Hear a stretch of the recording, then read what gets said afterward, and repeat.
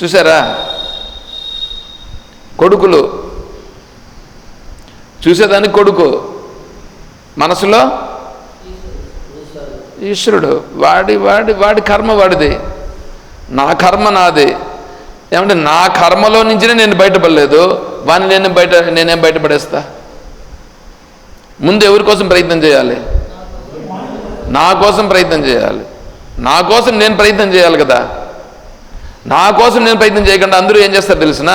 లోకంలో సహజంగా ఏముంటుంది తెలిసినా? వేరే వాళ్ళకు చెప్పేదానికి ఎక్కువ ప్రాధాన్యం ఇస్తారు.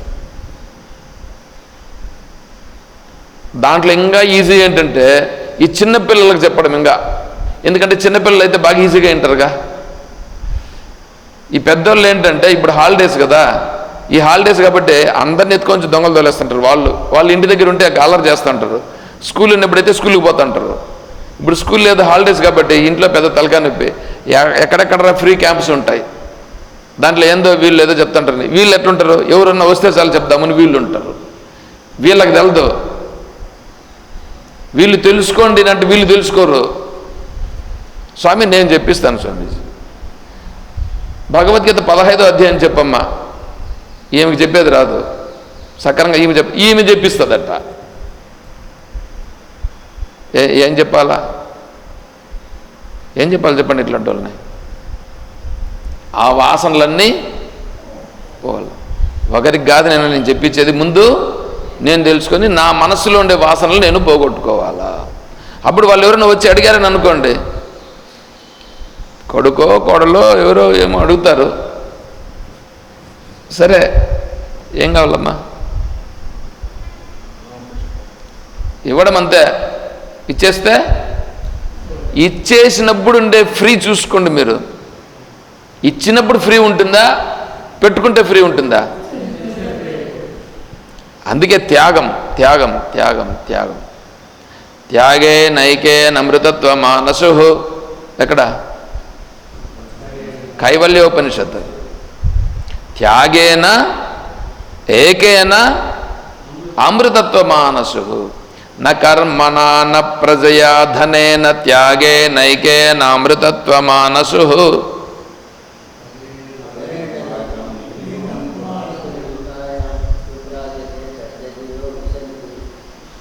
అంతా చెప్తారు. ఇప్పుడు తెలుస్తుంది కదా. నా కర్మణ నా ప్రజయా ధనేన నా కర్మణ. నువ్వు ఎన్ని కర్మలు చేసినా నీకు శాంతి వస్తుందా? నా ప్రజయ, నీకు 10 మంది సంతానం ఉంటే నీకు శాంతి వస్తుందా? మీరు ఎంతమంది సంతానం? మీరు, నీకు కాదు.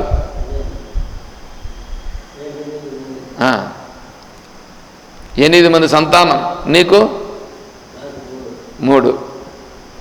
మళ్ళీ మీ వాళ్ళకి పగనవానికి 2 అంతేనా?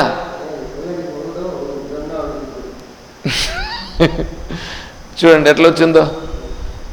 అంటే 8 వాళ్ళ పెద్దోళ్ళకి 10 మంది ఉంటారు, వాళ్ళకంటే ముందోళ్ళకి ఇంకా 10-12 మంది ఉండింటారు. కాబట్టి ప్రజలతో సంతానంతో ఏమన్నా మోక్షం వస్తుందా? రాదు. ముని మనవుడు కొరువు పెడితే, తలకొరువు పెడితే స్వర్గానికి పోతారని అంటారు. అంటారా? తెలుసా మీకు?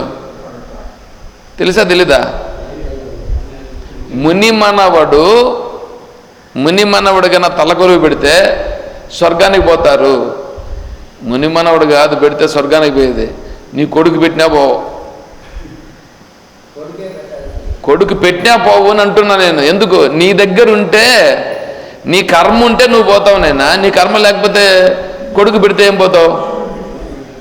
కొడుకు నీ పేరు చెప్పి దానం చేశాడని అనుకోండి, చచ్చిపోయిన తర్వాత ఇస్తారు కదా దానాలు.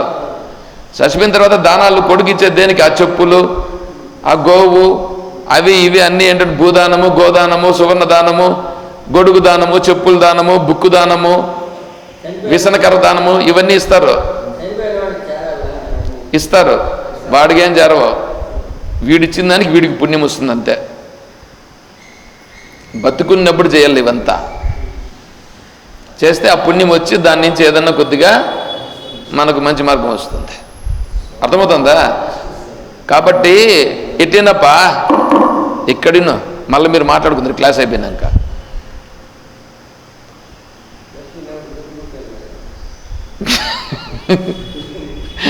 బతికున్నప్పుడు బుద్ధి పుట్టదంట. అందుకే కదా చెప్తా ఉండేది. ఇప్పుడు ఇక్కడ తెలుసుకో, విడిచిపెడితే. అందుకే నా కర్మన నా ప్రజయ దయనయన. ఈ సంతానంతో నీకేం మోక్షం రాదు. పోనీ ధనంతో ఏమన్నా మోక్షం వస్తుందా? మరి దేంతో వస్తుంది? త్యాగేనా, త్యాగము చేత. ఏకేనా, ఇది ఒక్కటేనయ్యా, త్యాగము ఒక్కదాని చేతనే.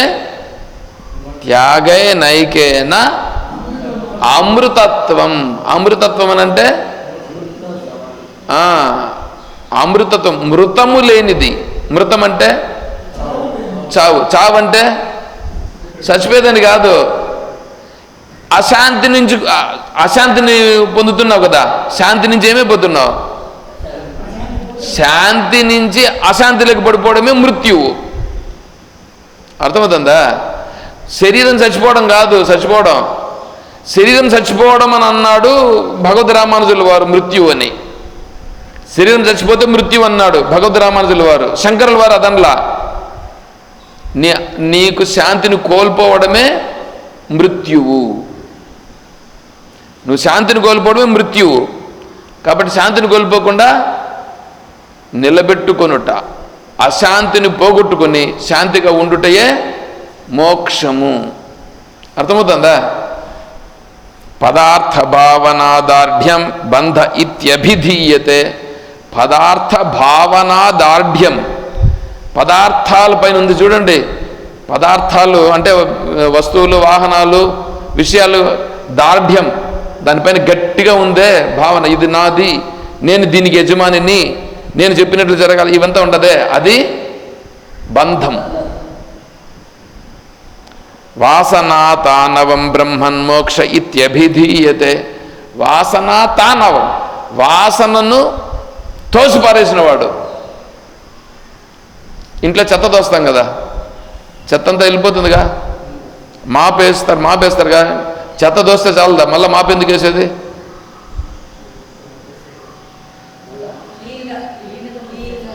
చెత్త దోస్తే చెత్త వెళ్ళిపోతుంది, కానీ ఇంకా దానికి ఏదైనా అతుక్కొని ఉంటుంది, అది కూడా పోతుంది. ఇప్పుడు మాపేస్తే, ఆ మాపేసే దాంట్లో కొద్దిగా ఫినాల్ వేసుకుంటే ఇంకా ఆడుండేటివన్నీ కూడా పోతాయి. అందుకని ఆ విధంగా ఈ వాసనలు అనేటివన్నీ ఏం చేయాలా? తోసేసి డెటాల్ వేసి క్లీన్ చేసినట్లుగా ఇక్కడ బ్రహ్మజ్ఞానము, బ్రహ్మ విచారణ చేత మనసులో ఉండే వాసనలన్నీ తోసేయాల. నా మోక్షో. చూడండి, మోక్షం ఎక్కడుందో చెప్తున్నారు. ఈ పాయింట్ చెప్పాలని అనుకొని మీకు ఇదంతా చెప్పుకొని వస్తాడు. నా మోక్షో నా భసహ పృష్ఠే నా పాతాలే నా భూతలే. మోక్షం ఎక్కడుంది? మోక్షము ఎక్కడుంది అని అంటే నా భసహ. భస అంటే ఆకాశం. ఆకాశంలో ఏమన్నా ఉందా మోక్షము? లేదు. నా పృష్ఠే, పోనీ నీ పొట్టలో ఉందా? పొట్టలో అంటే ఏమి?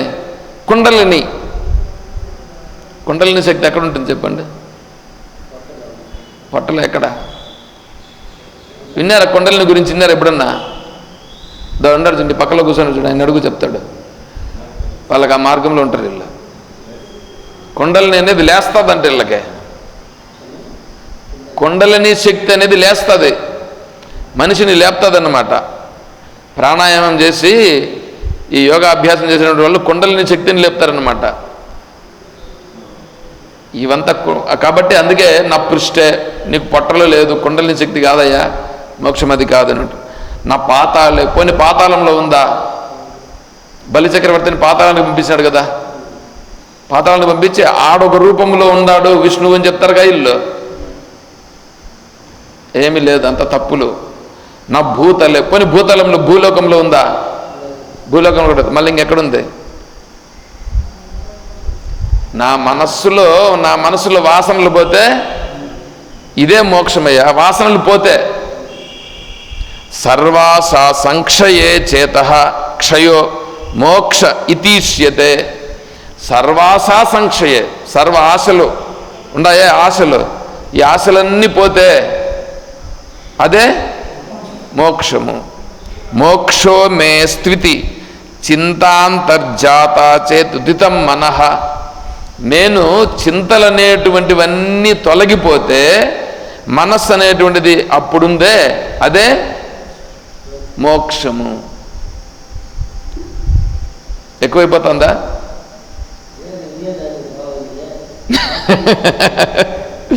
ముందు వినేదానికి బాగుండని, వినేదానికి బాగుంటే మళ్ళీ దాన్ని ఆలోచన చేస్తా ఉంటే మళ్ళీ వస్తుంది. ముందు వినేదానికి బాగుండాలి కదా. వినేదానికి బాగుంటే మళ్ళీ పట్టుకో, మళ్ళీ పట్టుకో. వినేదానికన్నా బాగుండాలి కదా, బాగుంటేనే కదా వింటామా. సర్లే, అంతనా సంతోషమే.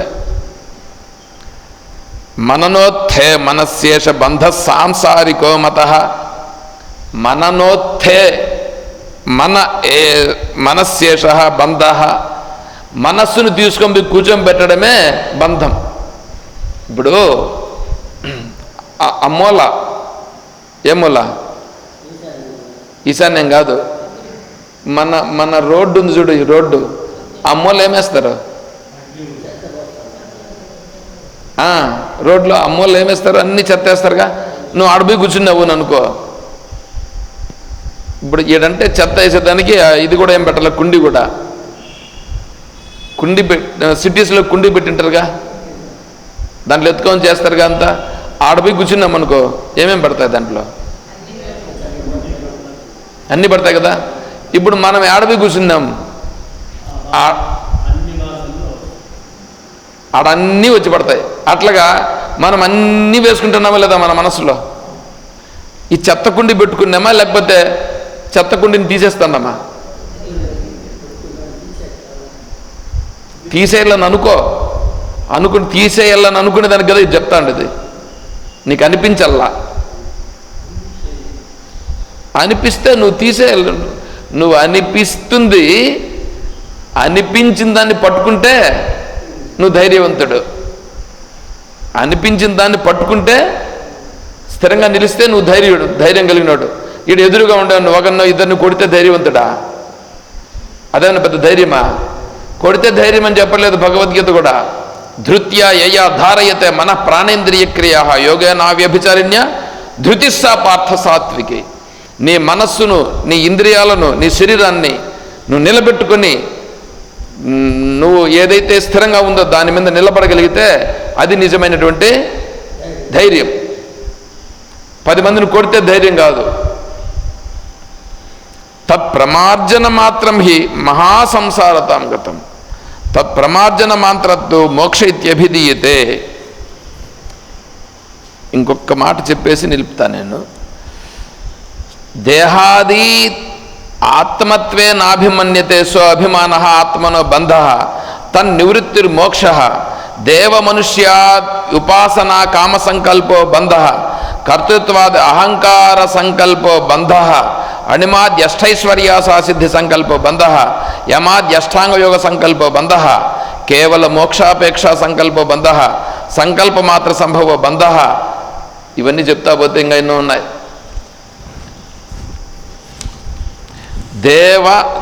దేహాది అనాత్మత్వే. దేహం అనాత్మన ఆత్మన? అనాత్మ. దేహాదీత్ అనాత్మత్వే సో అభిమాన. అభిమానం అంటే ఇష్టం.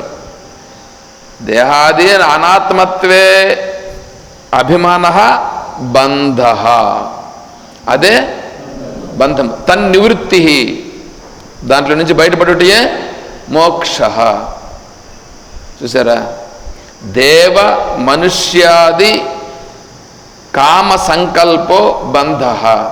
దేవతలను, మనుష్యులను కోరికల చేత నువ్వు ఉపాసన చేస్తే అది బంధం. దేవతలను కూడా కోరికలతో ఉపాసన చేస్తే బంధం. కోరిక లేకుండా చేస్తే, ప్రేమతో చేస్తే అది మోక్షం. ఏమండి?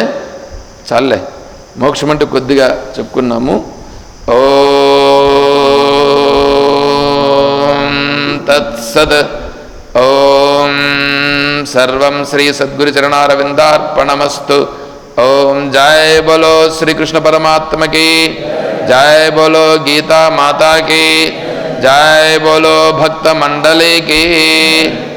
हर नमः पार्वती पतये। जय सीताराम। हरि ओम तत्सत। ओम हरि ओम।